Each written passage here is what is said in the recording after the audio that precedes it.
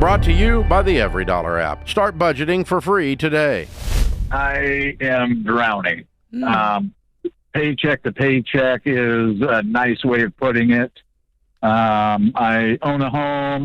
My biggest, I guess, mistake is an auto loan. I'm about $20,000 upside down on it. How'd that happen? Well, I purchased the vehicle about 3 years ago when I was making significantly more money. Okay. A recent and abrupt breakup with who I bought my house with. Oh boy. Had me, because I drive truck and I did drive long haul over the road. And when the breakup happened, I switched driving positions to a local job. Mm-hmm.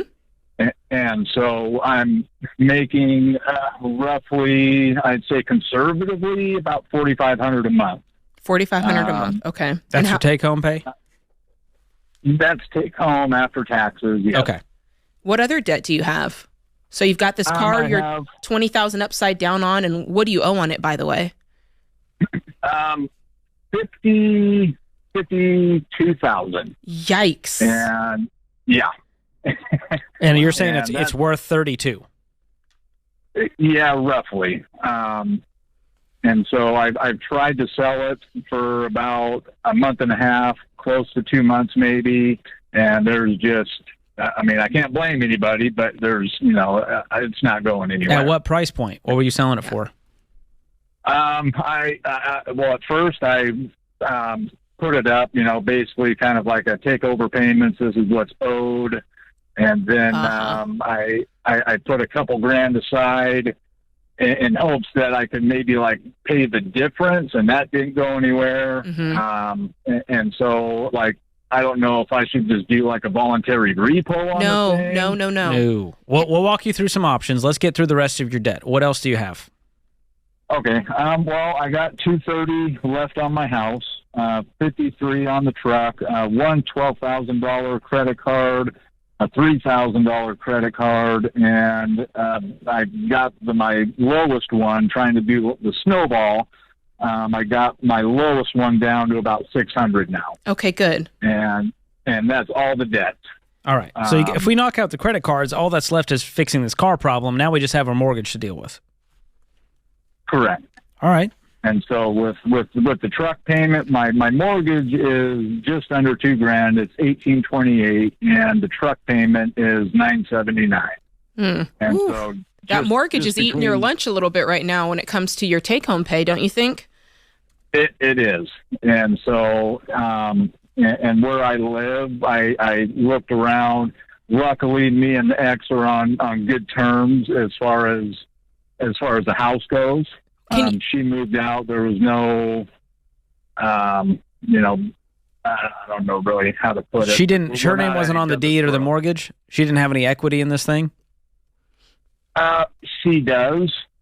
She's not on the, how the mortgage company explained it is I'm the primary, but she is on the mortgage. Okay. So what happens if you stop paying? They go after her? No. She moved out, and that was part of and I don't know if it was maybe an ego thing, but it was, in the heat of, because like I mentioned, the split was not mutual, and it was very abrupt. And out of emotion and maybe ego, I said, okay, well, you want to do this? I'm not losing my house. So did you refinance? Or did you get her name off the loan? We are in the process of working those details out, but that is the end goal of getting her off the house. Okay. And so, but with the credit cards, one of the higher credit card, that's kind of eaten up my trying to do just the minimum payments, which on the one, it's like $600 a month. And what were you making before as a trucker? Yeah, you mentioned you changed your trucking schedule to where now you're making less. So you're making less doing local. What were you making before? I was making about $120. How can we go back to that? Well, currently, I got a kiddo and animals at home, and so doing going back to what I was doing is kind of out of the question for another couple years anyway. Is the kiddo new? No. She'll be 18 in about a year and a half. So again, how does that change from before? Because you had the kid and the pets before. We're just trying to understand what made you make that shift and why you wouldn't go back to it temporarily to clean up this mess. Well, the reason I was able to be gone on the road was because the ex was at home. And so when she left, because when I was on the road, it was, payday hit. I sent her the money and the bills were paid. When does your 18-year-old go off to college or kind of do their own thing? She's thinking about it. She doesn't know if she's going to go to do college or not. And you feel like you've got to be home with her? To a degree, just because a lot of her growing up, I was on the road. And so I'm kind of, I feel like kind of between a rock and a hard place. And I'm just kind of, I feel like I'm, doing minimum payments. Here's the deal. If this is between a rock and a hard place and you're saying, well, there's going to be a voluntary repo, probably can't afford the mortgage long term, I'd rather you go to work now for a year and clean this mess up.